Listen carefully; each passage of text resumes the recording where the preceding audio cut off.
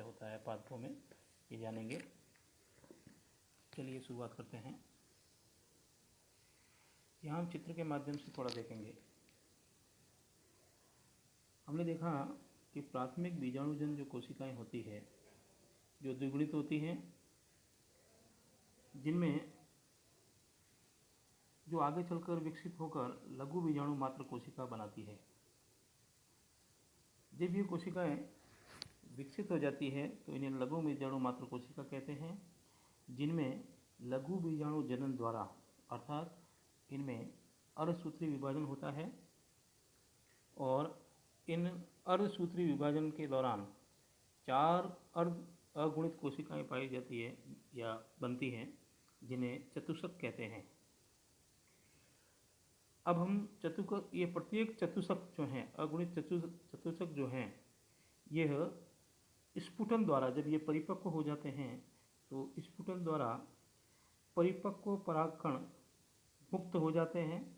इस क्रिया को स्फुटन कहते हैं और प्रत्येक परागकण जो अंकुरित परागकण है वो विकसित होने के लिए एवं परागण की क्रिया के लिए तैयार होता है। इस दौरान कई परिवर्तन होते हैं, जैसे परागकण जो है वो एक कोशिकीय, एक केंद्रकीय अगुणित संरचना होती है, गोलाकार संरचना होती है, जिसका केंद्रक बहुत ही सघन होता है।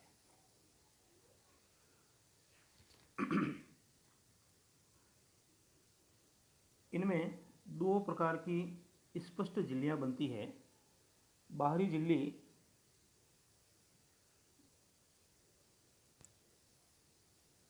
बाइस्टोल अर्थात एक्साइन कहलाती है, वह आंतरिक झिल्ली इंटाइन अर्थात अंतःस्चोल कहलाती है। बाह्य झिल्ली पर कांटे के समान बहुत सारे धारीदार संरचनाएं पाई जाती है। बाह्यचोल पर विशेष प्रकार के स्पोरोलेनिन की बने होते हैं, जो परागकण को हमेशा प्रतिरोधी बनाते हैं। बाह्यचोल पर ही छोटे छोटे 1 से लेकर 3 जनन छिद्र होते हैं, जिनके द्वारा पराग नलिका का विकास होता है। अंतःस्चोल पतला, झिल्लीनुमा एवं कोमल होता है, जो पैकेटिन अथवा सेलुलोज का बना होता है। अनेक कीट परागित पुष्पों में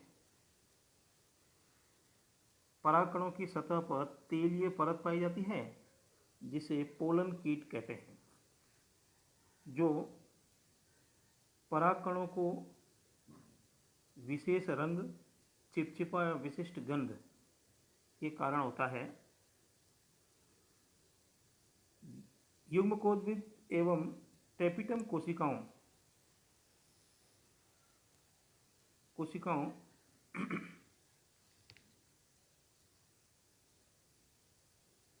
पोलन कीट का कार्य अभी तक निश्चित नहीं है, फिर भी वैज्ञानिकों के मतानुसार कीट को आकर्षित करने का कार्य होता है। युग्मकोद्भिद एवं टेपिटम कोशिकाएं बाह्यचोल की गुभिकाओं एवं रिक्तिकाओं के स्थलों में भरे रहते हैं, जो नमी के संपर्क में आने पर पराग नलिका का विकास करते हैं। यह आपके सामने पराग नलिका दिख रही है। इस प्रकार से किसी भी जनन छिद्र द्वारा ये पराग नलिका का निर्माण होता है। अब नर युग्मकोद्भिद जो है वो परागकण का परिवर्धन के दौरान बनता है और यह नर युग्मकोद्भिद जो है लघु बीजाणु की प्रथम कोशिका होती है, जिनमें केंद्रक विभाजन समसूत्री द्वारा 2 प्रकार के केंद्रकों का निर्माण होता है। प्रथम केंद्रक कायिक केंद्रक कहलाता है एवं द्वितीय केंद्रक जनन केंद्रक कहलाता है। प्रथम केंद्रक जो कायिक केंद्रक होता है वो बड़ा केंद्रक एवं जो जनन केंद्रक होता है वो छोटा होता है। यहाँ हम चित्र में देख रहे हैं, ये जनन कोशिका है जिसमें छोटे भाग है और यह कायिक केंद्रक है जो बड़ा भाग है। इनमें आगे परागण की इसी दौरान जब ये प्रक्रिया हो जाती है, समसूत्री विभाजन के दौरान दो कोशिकाएं बनती है, यहीं पर परागण की क्रिया प्रारंभ हो जाती है, जिसके दौरान परागकण पुंकेसर से मुक्त होकर स्त्री केसर के वर्तिकाग्र तक पहुंचते हैं। इसको हम आगे देखेंगे। अब प्रारंभिक जनन कोशिकाएं परागकण से की भित्ति से संलग्न रहती है, परंतु भित्ति का निर्माण पूर्ण करने के बाद परागकण की भित्ति से ये पृथक हो जाता है और कायिक केंद्र की ओर अग्रसर होता रहता है। भित्ति में पृथक होने पर जनन कोशिका का आकार जो है वो थोड़ा चपटा हो जाएगा, जिससे ये कृमि रूपी अथवा तरकू रूपी दिखने चालू हो जाएंगे। कायिक केंद्रक या कायिक कोशिका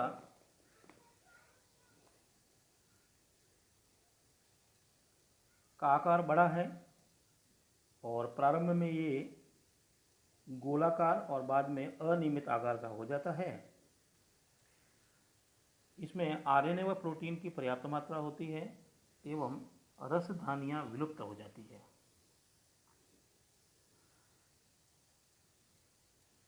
जबकि जो जनन कोशिका है वो प्रारंभिक अवस्था में ये लेंस के आकार का एवं परागकोश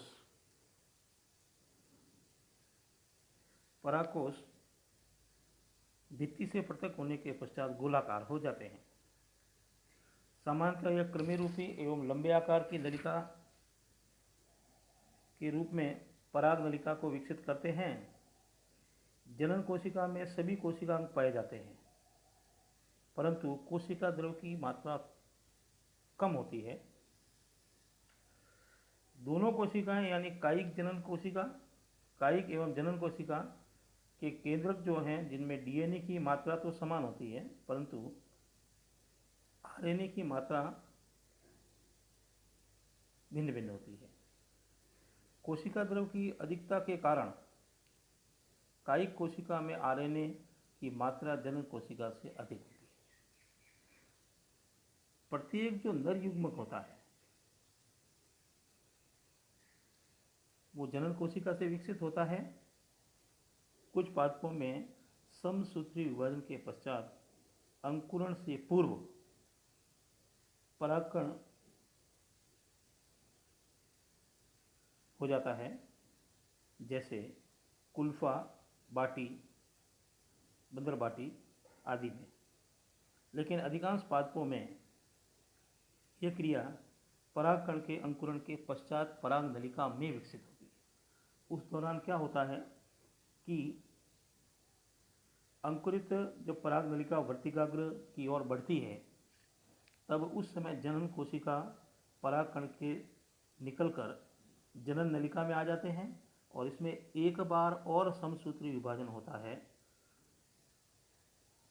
जिससे एक नर युग्मक दो अगुणित नर युग्मकों में बदल जाते हैं तथा एक कायिक केंद्रक। इस प्रकार पराग नलिका में कुल 3 अगुणित केंद्रक होते हैं, इनमें एक कायिक केंद्रक और 2 नर युग्मक होते हैं।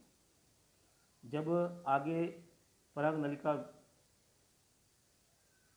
बढ़ते हुए बीजांड में प्रवेश कर जाती है तो कायिक केंद्रक नष्ट हो जाता है एवं दोनों नर युग्मक द्विनिषेचन की क्रिया हेतु आगे बढ़ते हैं।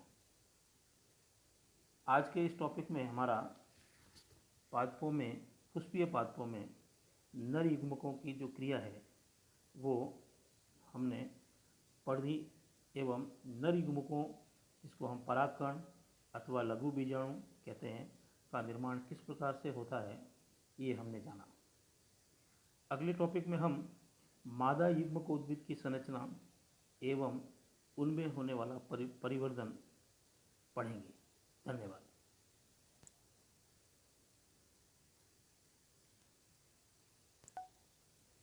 सभी को नमस्कार। आज के जीव विज्ञान 12वीं कक्षा में आपका स्वागत है। आज के इस टॉपिक में प्रथम यूनिट का द्वितीय पाठ पुष्पीय पादपों में नर एवं मादा युग्मकोद्भिद का अंतिम टॉपिक मादा युग्मकोद्भिद की संरचना एवं परिवर्धन के बारे में जानेंगे। Structure and development of female gametophytes. उससे पहले हम पुष्प पर इसकी स्थिति देख लेते हैं। पुष्प की संरचना में मध्य भाग पर मादा जनन भाग स्त्री केसर व्यवस्थित होता है। प्रत्येक गुरु बीजाणु वर्ण में या स्त्री केसर में एक वर्तिकाग्र, एक वर्तिका और नीचे फूला हुआ भाग अंडाशय अथवा गुरु बीजाणु कहलाता है अथवा ओवरी कहलाता है, जिसके अंदर बीजांड पाए जाते हैं। निचला सिरा जिस भाग से जुड़ा रहता है उसे पुष्पासन कहते हैं। ये हमने पहले जान रखा है। आइए हम मादा युग्मकोद्भिद की संरचना के बारे में जानें। सबसे पहले फीमेल गेमेटोफाइट्स जो आवर्त बीजी पादप होते हैं, उनके पुष्प के मादा जनन भाग को हम गुरु बीजाणु, जायांग अथवा स्त्री केसर भाग कहते हैं। जायांग का निर्माण एक या अधिक अंडकों से होता है। यही जनन भाग जायांग में एक या एक से अधिक अंडकों का निर्माण होता है, जिसे मादा युग्मक कहलाते हैं। अंडक बीजांड धारण करने वाली रूपांतरित पर्ण है, जिसे गुरु बीजाणु पर्ण भी कहते हैं, जिनकी संख्या एक या एक से अधिक अगर होती है तो उन्हें पृथक अथवा युक्तांडपी कहते हैं एवं संयुक्त होने पर युक्तांडपी कहलाता है।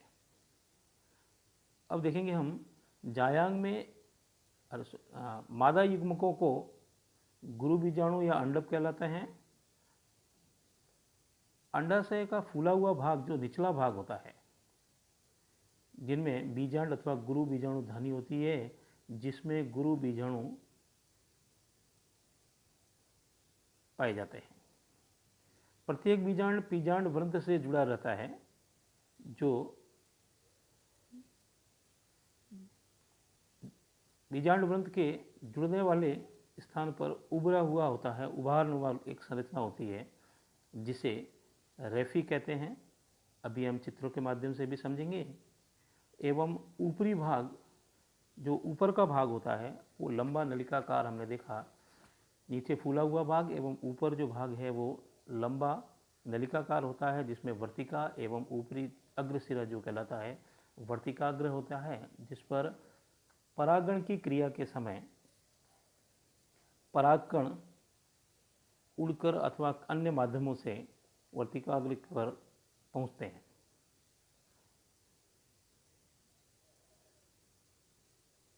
यहाँ चित्र में आपको एक बीजांड की संरचना युक्त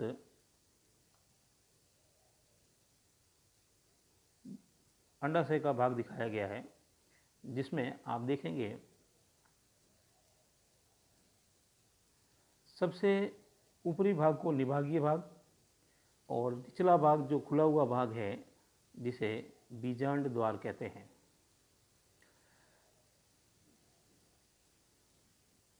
अभी हम इसके बारे में आगे और चर्चा करेंगे। बीजांड की संरचना के बारे में हम थोड़ा देखते हैं।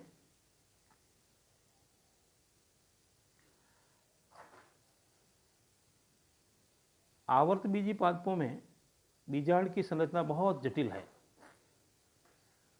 परिपक्व बीजांड लगभग गोलाकार होता है, जिसका मुख्य भाग मृदुदक कोशिकाओं से निर्मित होता है।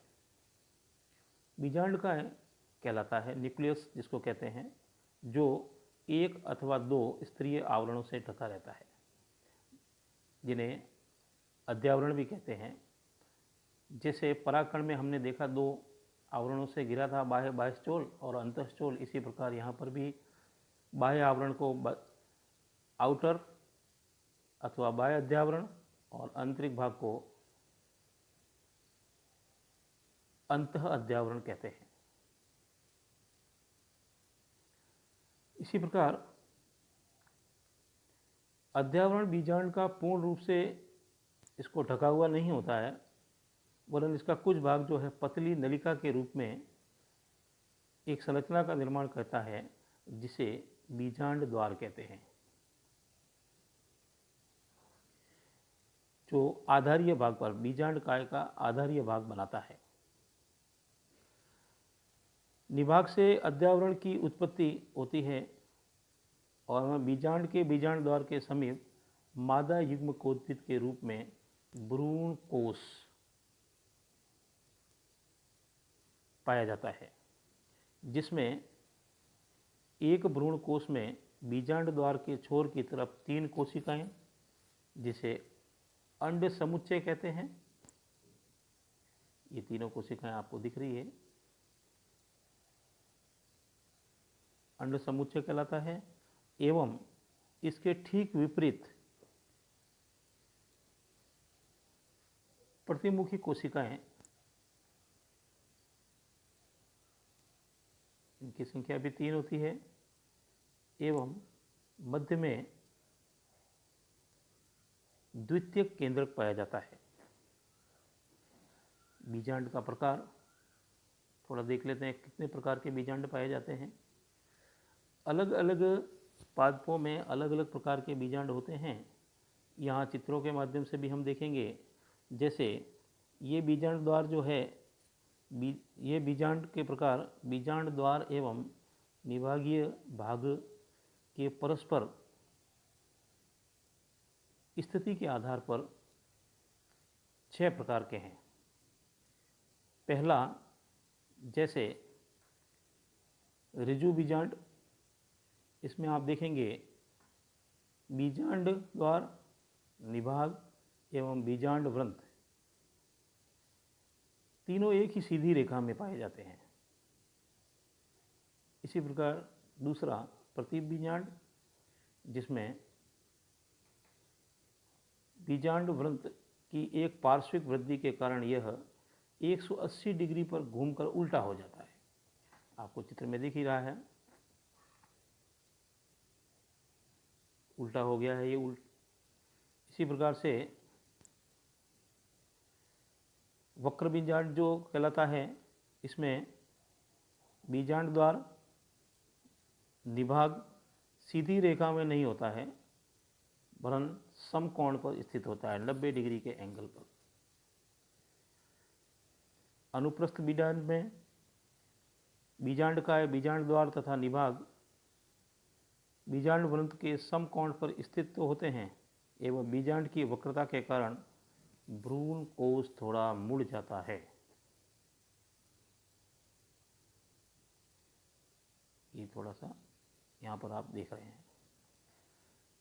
5वें प्रकार का जो है अर्ध प्रतीप बीजांड, जिसमें बीजांड द्वार एवं निभाग क्षैतिज रेखा में स्थित होते हैं एवं समकोण में होते हैं।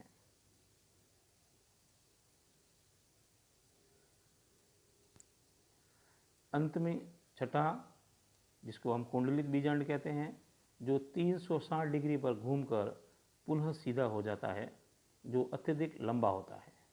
तो यहाँ पर कुछ बीजांड के प्रकार हमने देखे हैं। ये बीजांड के प्रकार और उनके उदाहरण आप यहाँ पर देख पाएंगे, जो अलग अलग प्रकार के पादपों में पाए जाते हैं।